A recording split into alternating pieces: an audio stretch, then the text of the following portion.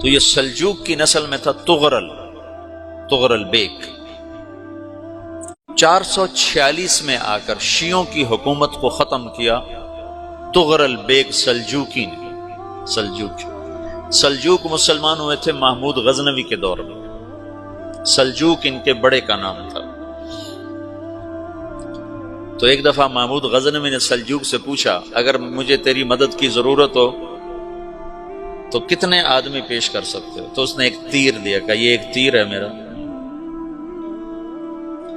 کسی کو یہ تیر بھیج کر میرے علاقے میں بھیج دو تو چند گھنٹوں میں 1,00,000 تلواریں تیرا پیرا دینے کے لیے تیار ہوں، میرے پاس اتنی طاقت ہے۔ تو یہ سلجوق کی نسل میں تھا تغرل بیگ۔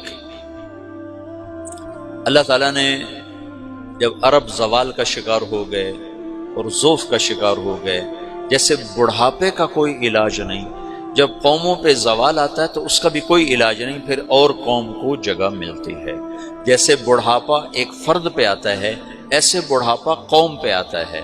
قوم کا بڑھاپا جوانی میں نہیں لوٹ سکتا، جیسے فرد کا بڑھاپا جوانی کی طرف نہیں لوٹ سکتا، قوم کا بڑھاپا جوانی کی طرف نہیں لوٹ سکتا، کوئی علاج نہیں، نئی نسل کا آنا ہی علاج ہے۔ تو عرب دھل چکے تھے، 600 سال بہت ہوتے ہیں حکومت کو، اپنی صفات گم کر چکے تھے، اب نئے خون کی ضرورت تھی۔ تغرل بیگ پہلا شخص تھا جس نے آ کر اہل سنت والجماعت کو استحکام بخشا، شیعوں کی حکومت کو ختم کیا، بغداد سے، شام سے، ان سارے علاقوں سے۔ صلاح الدین ایوبی نے اسماعیلی شیعہ کی حکومت کو ختم کیا، مصر۔ العاضد ان کا آخری خلیفہ تھا صلاح الدین ایوبی، نور الدین زنگی رحمۃ اللہ علیہ کا پروردہ تھا، اس کا دوست تھا، اس کے دوست بھی تھا، بچہ بھی تھا اس کے سامنے، زیادہ لکھنے پڑھنے کا شوق تھا۔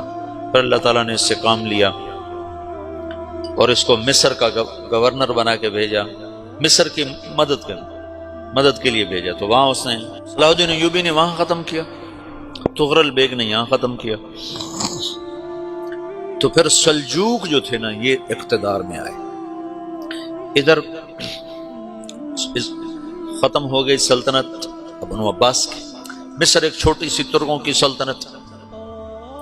تو اللہ تعالیٰ پھر مرکزیت کے لیے ایک نظام چلایا، 2 لشکر آپس میں لڑ رہے ہیں ایک میدان میں، ایک جنگلی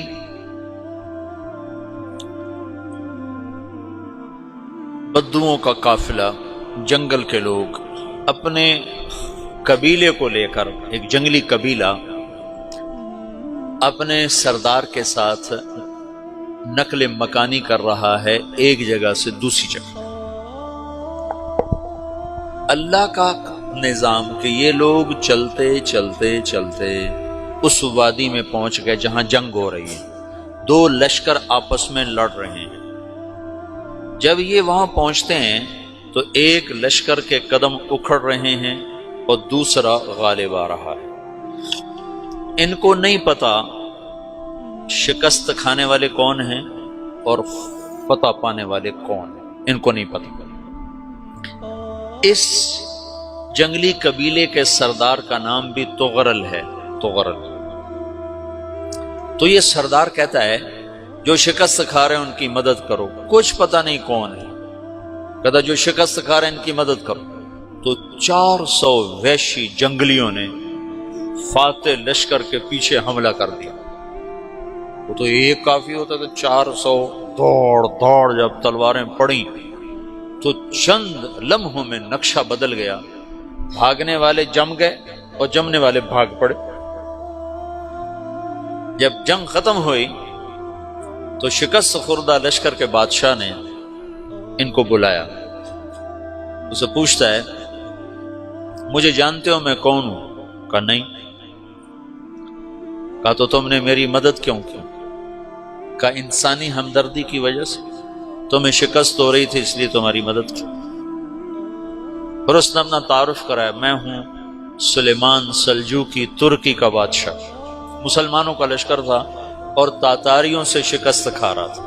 تاتاری فتح پا رہے تھے، مسلمان شکست کھا رہے تھے، تو وہ اللہ کی غیبی مدد بن کر آئے۔ تو وہ اس سے کہتا ہے میرے ساتھ رہنا پسند کرو گے؟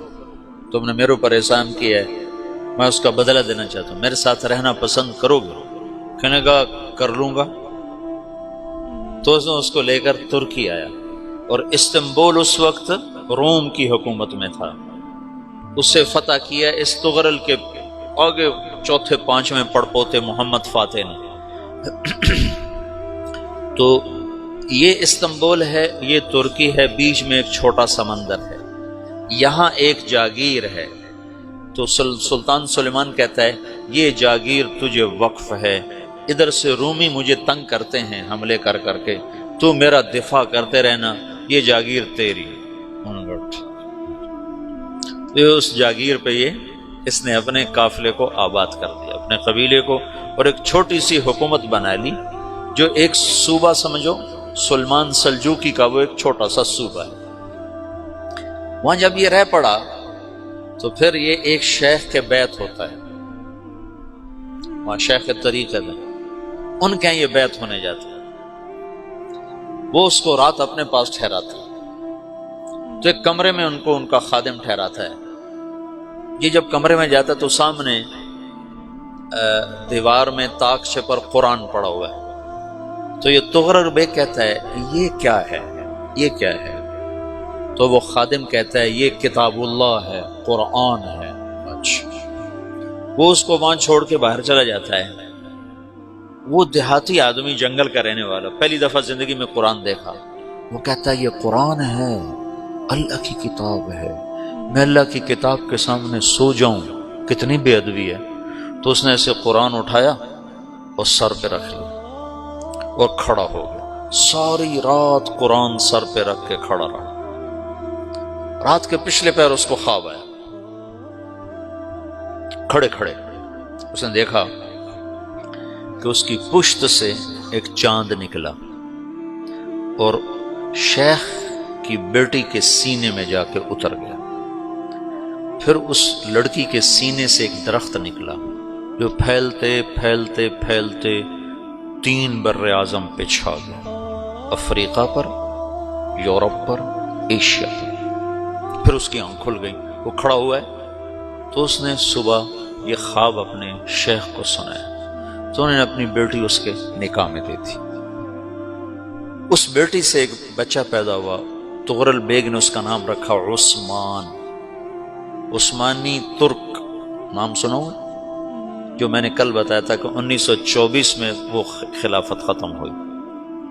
تو ایک بیٹا پیدا ہوا عثمان۔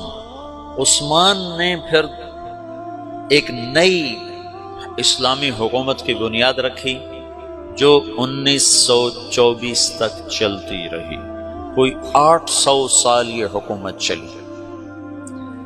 تو حکومت کا شیرازہ بکھرا، لیکن پھر جڑ جاتا تھا، اور وہ قرن اول والا جوڑ کبھی نہ پیدا ہوا، ٹکڑے بن گئے۔ ان ٹکڑوں میں اللہ لوگ پیدا کرتا رہا جو دعوت دیتے رہے، دعوت زندہ رہی۔ جو تربیت کا نظام تصوف کے ساتھ تھا، اب وہ تبلیغ کے ساتھ